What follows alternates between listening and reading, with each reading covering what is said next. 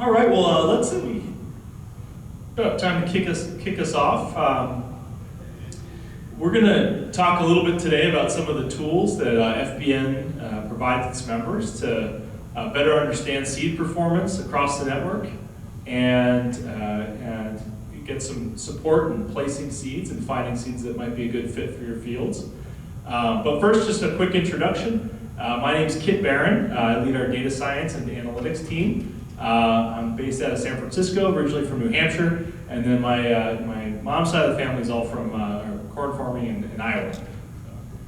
My name is Alex Foeller. I'm the seed category manager at FBN, based out of Cedar Rapids. No farmland for me personally, but if I had my choice, definitely would be planting some of the products we're going to talk about today. My name is Matt Herrmann. I'm a data operations team lead, and I have a small 300-acre farm up in northern Illinois also.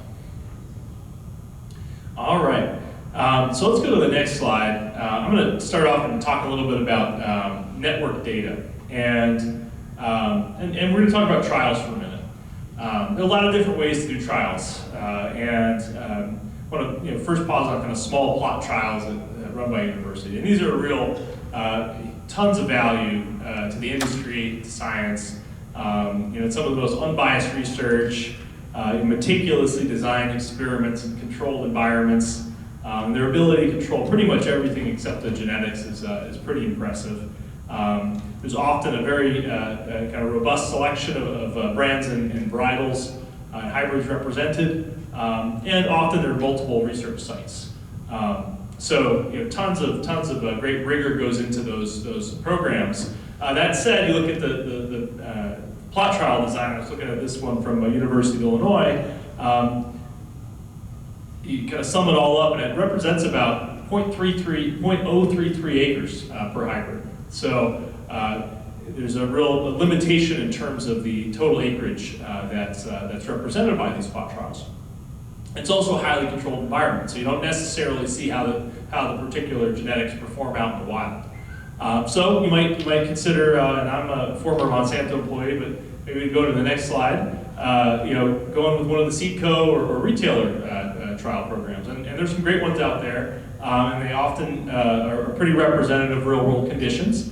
But and often the hybrids are fairly regionally appropriate when they're selected. But they've got a job to do. They want to focus on the hybrids that they're interested in moving and highlighting. So it's not always the broadest diversity of genetics that are represented in those trials.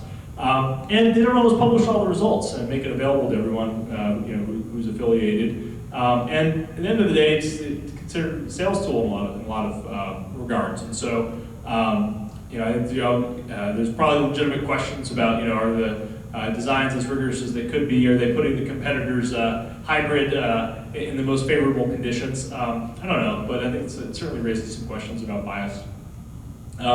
So moving on to the next slide, and how many of you here in the room kind of run your own seed trials on your farms? For a show of hands. So we got some people, and for those of you who do or who don't, what's the biggest kind of obstacle or challenge to running your own trials?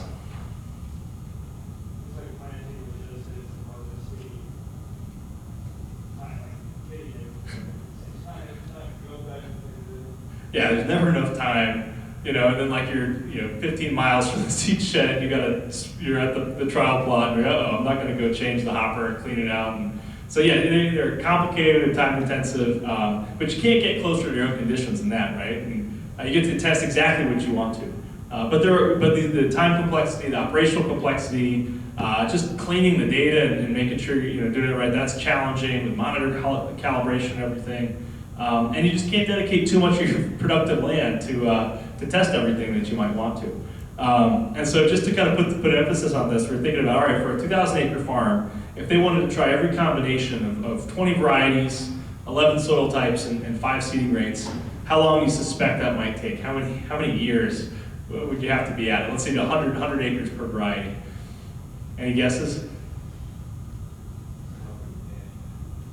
10, well, let's average those. Let's go to the next slide. We've got about 50 years to do all that. And so, and let's keep the slide moving here. And so what we've done here is we looked at, a couple days ago, pulled all of the years of seed data that we have across the FBN network. We've got about 35,000 years, and so you got 40 years for one farmer to try all the varietals. You got 35,000 to take a look at if you tap into the network. And so next slide. Oh, that's interesting. So a couple different ways that we represent those 35,000 years in the product. This is FBN.com. And you can go to the Analyze section of the website, click on the crop that you want to look at, and the year you want to look at. And in the next slide, see if that 35,000 goes away, you see this custom seed data report that's aggregated from all the members in your geography that planted that crop in that season and how they did. And so you can see how your farm did, and then all the varieties in your region. And you'll notice some of them aren't represented. So we've got some on your farm that are not represented in the region. That's either because typically just there isn't enough data to present. And that's an important point because we do, and we'll talk a little bit more about this later, but we take every precaution possible to anonymize and aggregate that data. If there are only a couple of results in a county, let's say, we won't show it. We need to pass a certain threshold of data volume in order to both statistically feel comfortable showing it, but also to preserve anonymity. Certainly don't want to give away what your neighbor's doing or vice versa. So we typically will screen out all of the data if it's only a certain number of, a low number of entries in a given area. So that's the seed data report. And you can see some of the less common F2F genetics varieties on display there. And then on to the next slide, please. Oh, and this is where I hand it over to a capable colleague, Alex. Thanks for the description. Appreciate that.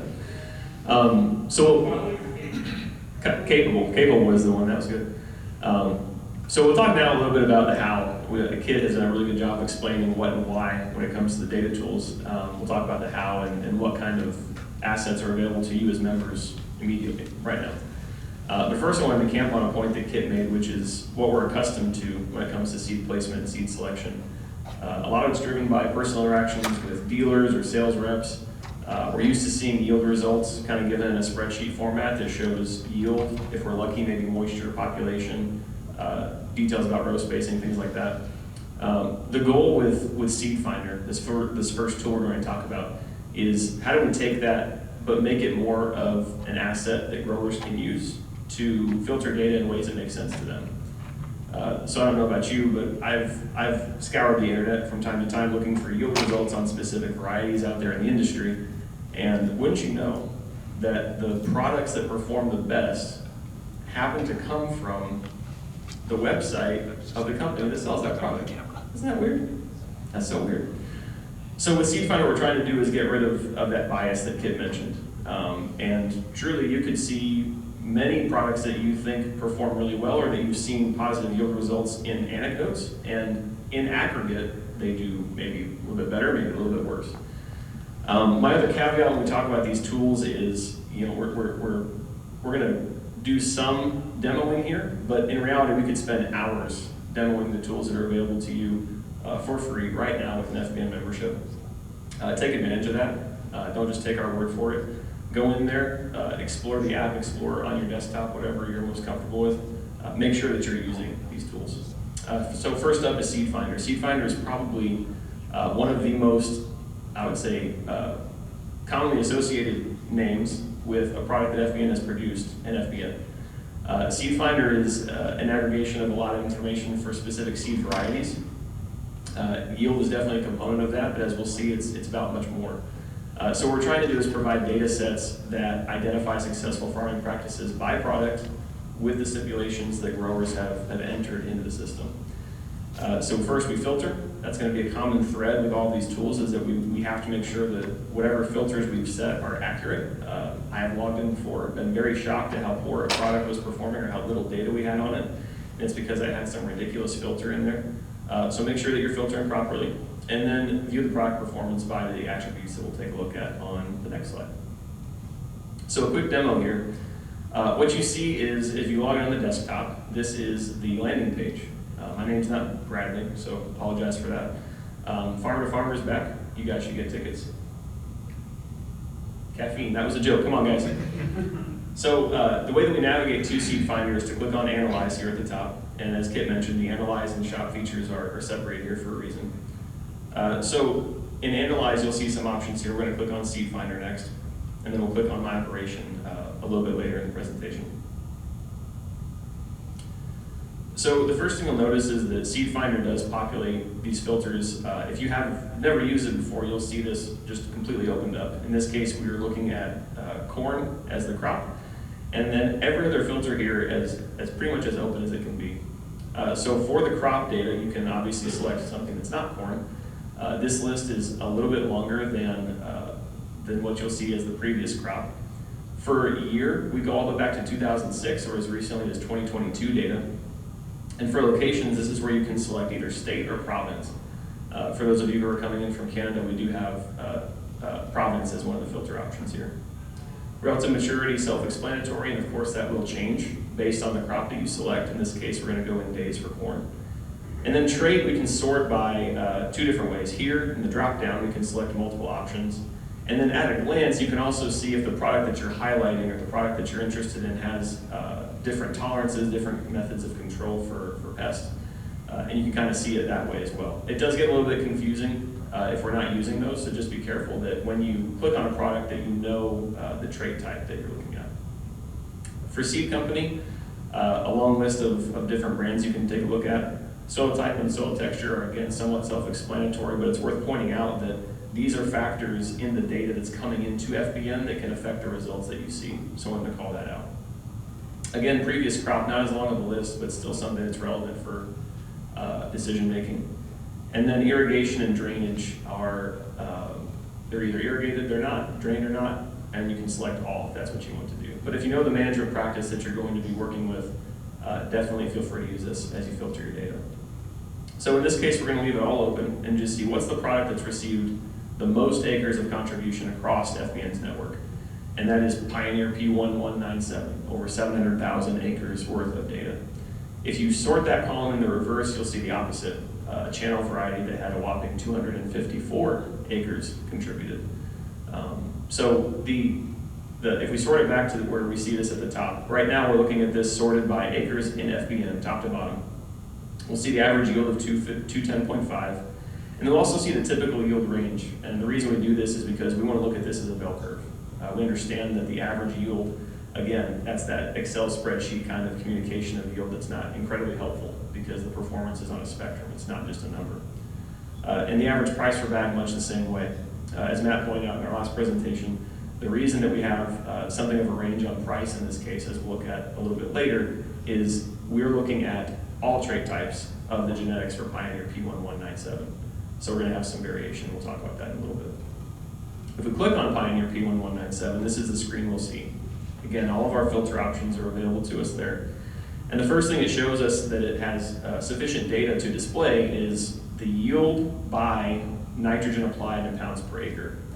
It's going to be a little bit tough to see from your seats, I'm sorry, but you get the idea that depending on the rate that has been applied, the yield changes in a positive correlation. Now, it's not directly positive, there's some variation. And the same thing for row spacing. This correlation is kind of odd, right? It dips and then it goes back up. Seeding rate, pretty much a straight line correlation. As we increase the population, as the seeding rate goes up, the yield goes up. And we'll take a look at what that might mean for our decision here in a little bit. And we'll click through more of these as well, planting speed, planting date, temperature, harvest date, moisture, etc. Not worth beleaguering each one of these individually. But it gives you a sense of what is the specific question that we're asking, right? And this is why it's maybe a little bit odd. We're sitting in a presentation called seed placement, seed selection, and we haven't talked about specific products. Well, the reason is that there are millions, potentially billions of questions that we could be asking about, what variety, what management practice, what maturity, what trait. We don't know. I can't make a recommendation for a product if I don't know those kinds of details. So the simpler thing is to say, click into this, and you can decide. You can see the information the way that you want to. So right now, I'll focus on seeding rate, because I like this from a decision-making standpoint. So the seeding rate had a positive correlation for all years, but let's say that for some reason what I want to do is I want to see 2022 and 2021 data only, nothing else. And let's also say that you know, I like this 2022 and 2021 data, but for some reason, again, I want to make sure that that positive correlation that we saw also exists in my home state, or Pennsylvania, let's say. So I'm, for some reason, planting a 111-day product in Pennsylvania. Don't ask me why. And when I click on that, you'll notice that something changes. And we're not looking at population anymore. Now we're looking at harvest date. And the reason is that the system doesn't have enough data to show us the information on population, so it's showing us what it can. We do have some results, some acres contributed, depending on the harvest date in our system, in 2022 and 2021, and in Pennsylvania. But we don't have much else, right? Our list is a lot shorter. So this is an example of me going too narrow. Now I've made the data not entirely usable. I'm seeing what I would call here the Amazon 5-star review, but it's only one, right? Not super trustworthy. So I want to zoom out a little bit and say, okay, the year's not relevant. I think that the population response is probably going to be consistent across years, but I still want to see what happens in Pennsylvania.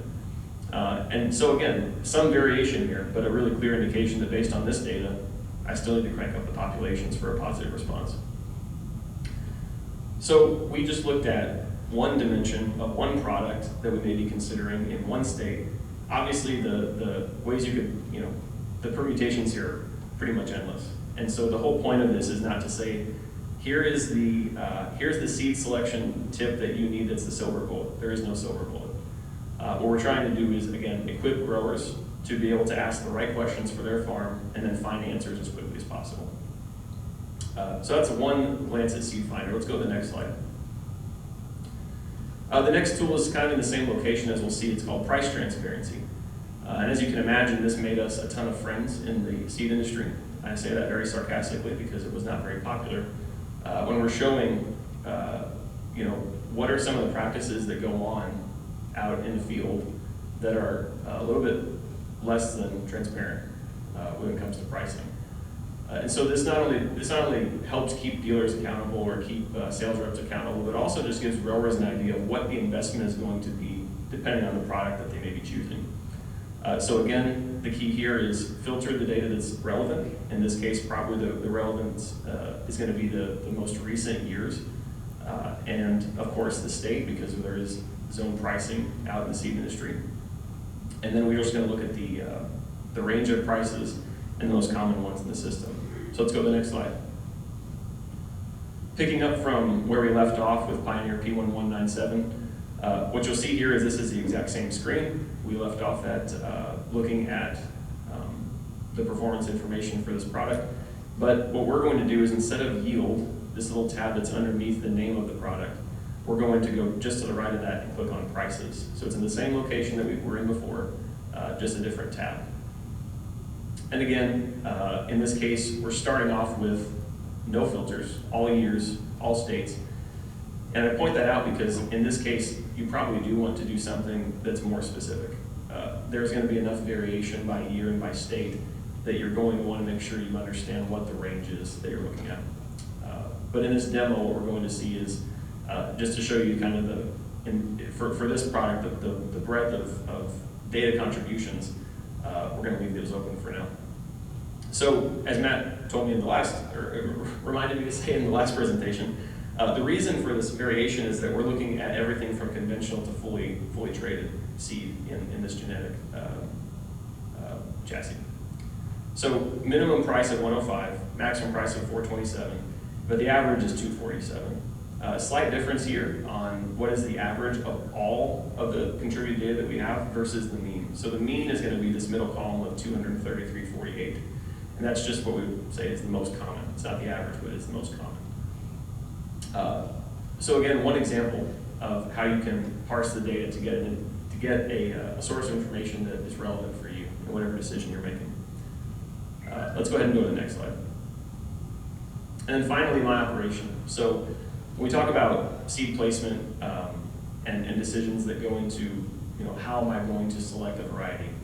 You have unlimited options, it seems these days, which variety is most relevant for your acre. My operation is a fantastic tool for this.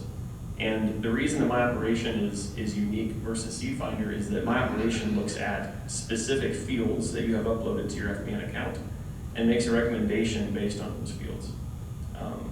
Now, the legal disclaimer that I've been asked to share is when we say recommendation, we don't mean that the system guarantees success of that product, right? Again, this is meant as a tool. It's not meant as something that's going to be the absolute silver bullet in your decision-making process. But what's excellent about my operation is that level of granularity that SeedFinder doesn't have, or that those other yield results that we talked about at the beginning don't have. You can't get much more granular than what we're about to see. So again, step one, filter data. Step two, check out the products that can be marked as favorites. If we're trying to compare products that we have planted in the past or products that we're looking at planting this year, we want to check network data. If you look at the right side of the screen, a little bit toward the top there, you'll see remove from favorites in this case, or add to favorites button for different products. So if you're trying to sort just to look at those varieties, you can make sure that you click that box or unclick that box as needed to see a more curated list for you. And then finally, check the yield and revenue potential based on real member data. So this is all being informed by the contributed data, that anonymized data that Kit mentioned, and but it's at the field level for you. Okay, so let's go to the next slide, and I'll show you what I mean. Again, navigating to it from the last slide that we were on, or the last video that we stopped. P1197, we're on the price tab here. You can get there one of two ways. You could go back to the Analyze Home that we initially clicked on, that's at the top of the screen, or the sidebar here, the LNAV, has My Operation as an option right underneath SeedFinder.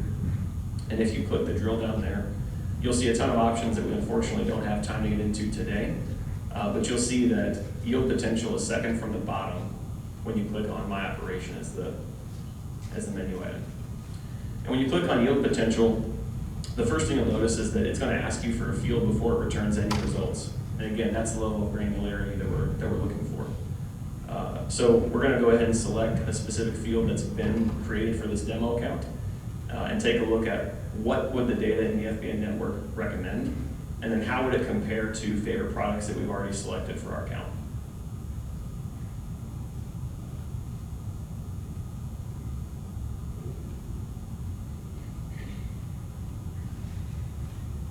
So one more time for good measure. All these filters are completely wide open. We're not limiting any products based on a management practice or a maturity, so we're getting the full breadth of whatever data the system believes would be most pertinent for our operation. And right now it's recommending to us a stone product, 6368, and its estimated yield for this field and this year is 233.5 bushels. How does that compare to some other products? If you look at the bottom, you'll see that there's one of our favorite varieties in this specific instance, or this demo account, of DKC 6432, and it is, I don't know, what is that, 6th or 7th place on this list. And so you might say, well, that's nice, but what are the assumptions that the system is making? Well, the system is making lots of assumptions, right? It's making some assumptions about the exact makeup of the field. It's making some assumptions even, I think, about weather, historical weather on that field. And so again, this is not meant to be the silver bullet. It's not meant to say that if you planted those two varieties side by side in the field, that one might outpunch the other. It's definitely possible that could happen. What this is meant to do is to, again, curate that list for you that gives you something to think about. So on the right-hand side of the screen, what you'll see is the potential yield compared to 2021. And again, all this can tell you is what it tells you. It can't really interpret data for you. So what this says is that if we look at this DKC variety, in this case 5864, we would project, based on our network data, 5% lower yield than we had in 2021 on this field. And that's all we know, right? Only you as the member and the grower can determine why that might be. Maybe 2021 was just a ridiculously good year. Maybe it was some other factor that you were aware of that the system is not, right? This is meant as a tool, definitely not meant to give all answers. So if you want to get more granular and say, I like that it averaged it for me, but I'd like to see what other options I may have or what other products perform well in the specific soil types throughout my field, you can do so by just scrolling down, and you'll see that based on the soil type, which product would the system recommend, and are there any of your favorites in that list as well. So maybe, we would think of this and say, I don't really like this brand or that brand. I want to filter this list to be what is the least common denominator of a variety that I think will work best across the field.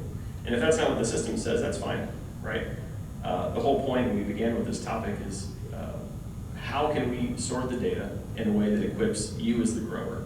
beyond just a spreadsheet that says, here's yield, right? Here's population.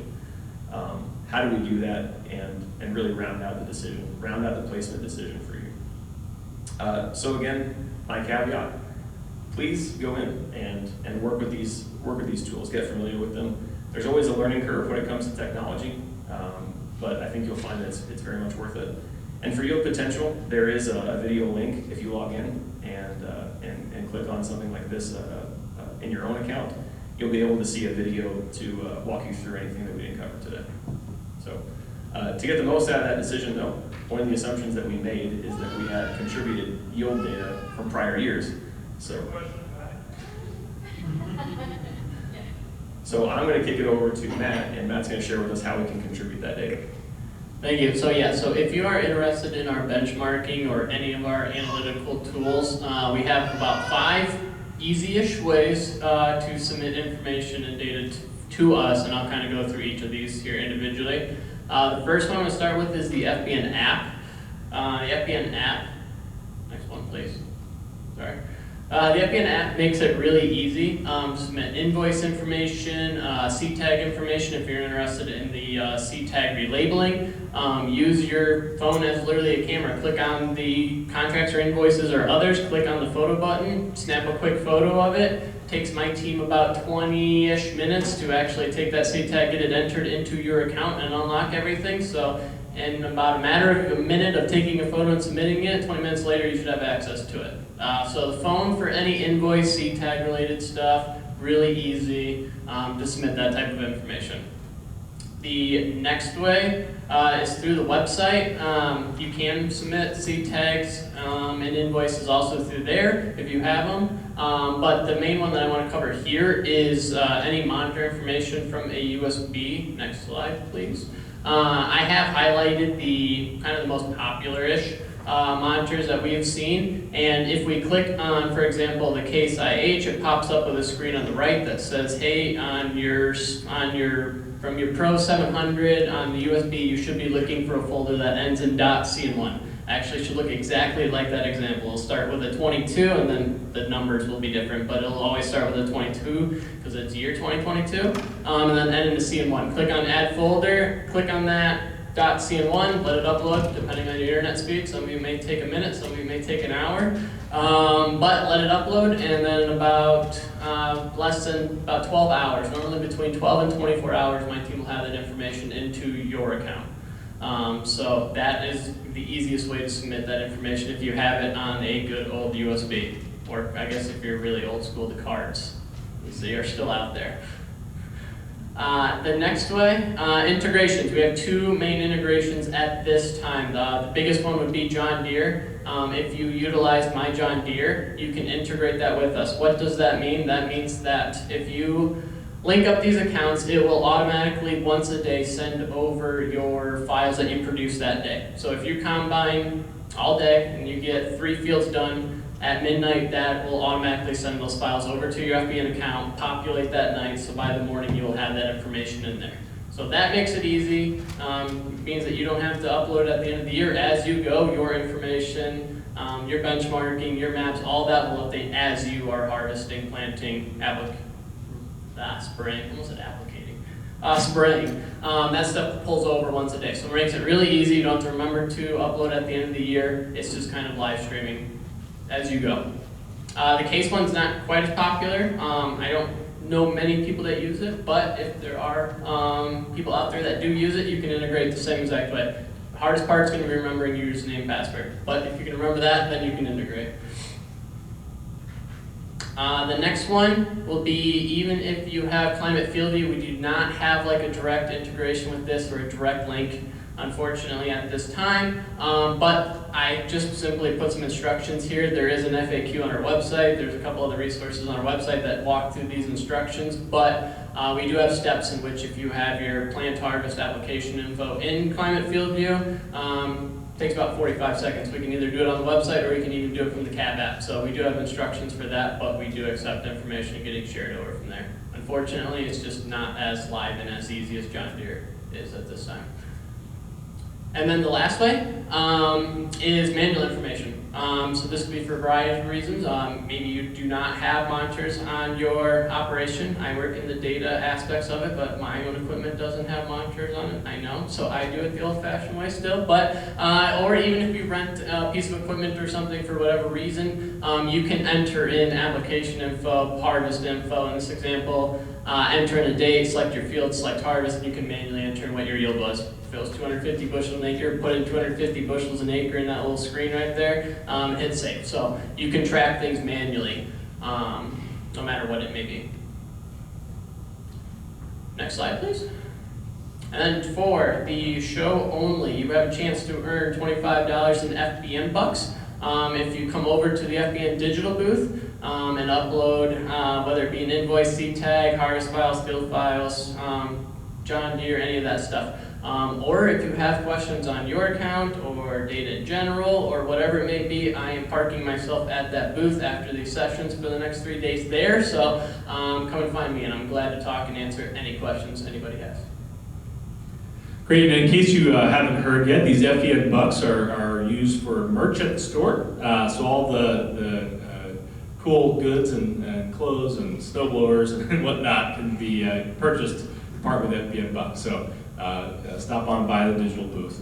And just to close this out, I just want to take a moment to talk about data security. This is something that's extremely important to us, always has been. But our commitment to you guys, and it's on our legalese, but oftentimes people don't have a chance to read it. Data is your data, and we don't share it with anybody. We don't share it with, we don't sell it. We don't share it with anybody outside of the network. And if we do share it within the network, it's always anonymized, like I talked about before. Have to have a certain threshold of concentration of data in order to even display it in some of the network reports. And we even go, even within my team, we're ultimately responsible for doing all this analysis. We have very strict permissions as to who can access this data, and we often will kind of scrub identifying information from it. So we really do take it incredibly seriously. Even external stuff, you'll see some maps downstairs advertising the breadth of our member network. I like to share this because it's a little technical, and I think it shows you the lengths we go through to protect all of your confidential information. Those pinpoints, there's actually software out there where you could reverse engineer someone's latitude and longitude based on those pinpoints. So we have a little algorithm that jitters them a little bit, so they're kind of a random, a little random factor to fudge them around a little bit to make sure that nobody out there could reverse engineer where our members live precisely, figure out which parcels are there. So again, just a really big part of our technology culture, company culture, is treating your data as per our commitment. So I just wanted to share that with you all as well. And with that, we're going to kick off some Q&A, and our colleague Brandon has a microphone, so if anybody does have a question, raise your hand. Brandon will bring a microphone over, and feel free to ask us anything. The favor we ask is please do wait for the microphone, because then everybody can hear you. So you mentioned you use historical weather, and that's part of the assumptions with the recommendations. We're coming off of 2 super dry years, roughly, 50% rainfall. So that means going into next year, we need to keep that in mind with our seed decisions, and that's going to be very different than a 10-year average. So how exactly are you weighing historical weather? So it's mostly off of the last 2 years, and it's weighted. To be honest with you, I don't know what the weights are off the top of my head, but it's not one of the highest ones, but it is a factor. So that way, in those screens, we're not just factoring just soil. So it's the recent. You like to use the word recent? That would be 2 years. But it's a really good point, and that's the type of feedback we like to hear of the data science team as well. And so I think because we have in certain geographies had a couple of particularly extreme years, it's probably worth looking into how we might treat that out. Maybe tag years as drought or normal or wet or something like that. But I think it's a really good point, and that's the kind of thing we like to hear and work through. So thanks.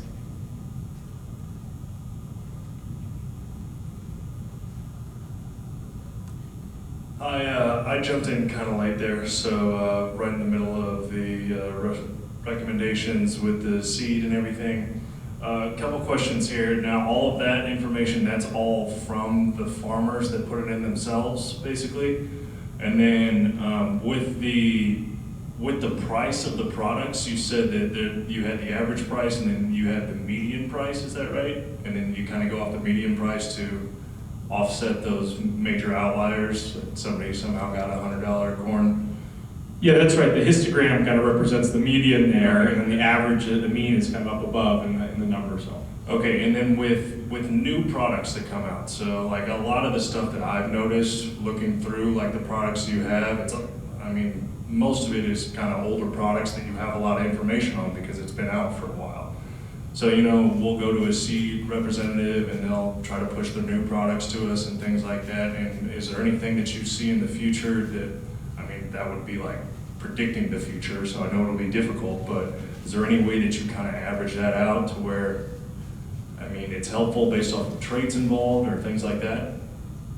It really, at the end of the day, does depend on member contribution. And so we've looked at, and I think as we've looked at different ways to get trial data from seeds that are not yet commercial, and that's heavily coveted. We do, so we have looked into it, but I think at the end of the day, it really is about the power of the network. And so as those hybrids become more commercially used, and then members decide to share their data with us, and that's so there's a little bit of a lag there. That's for sure.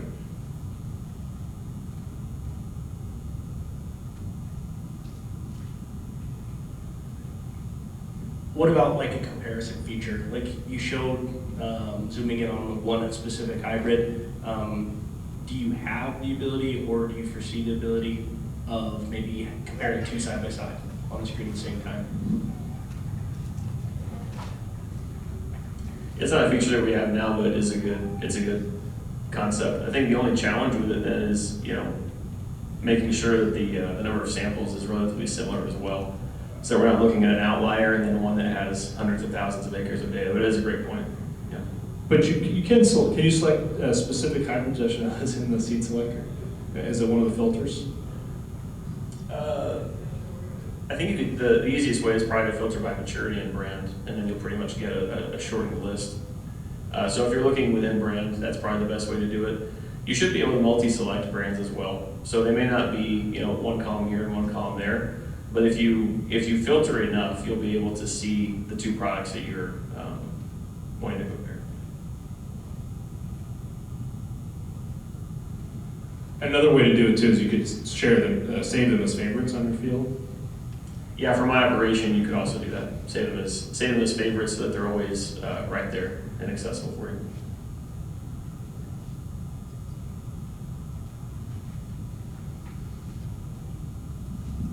Is this just for corn, or can y'all do this with cotton as well?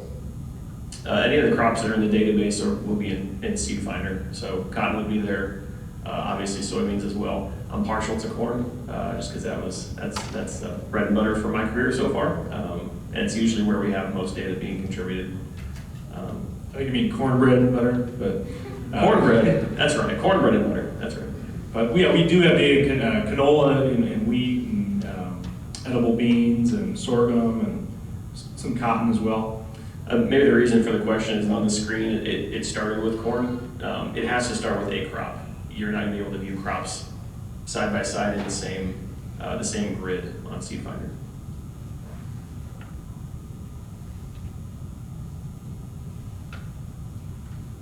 I really like that these questions sometimes are going corner to corner, because watching Brandon run is really entertaining. Do you currently, or do you intend on adding a feature to compare corn silage varieties? We have talked about that one a lot, yeah. And it's a similar challenge to some of the other, the new product question as well, which is the amount of contributions that we have been low enough that it hasn't quite justified the expense of creating all those different metrics. But our products internally, we do test them. It's just then that the communication of those is manual, right? And that's not ideal. But yeah, it's definitely something we've talked about.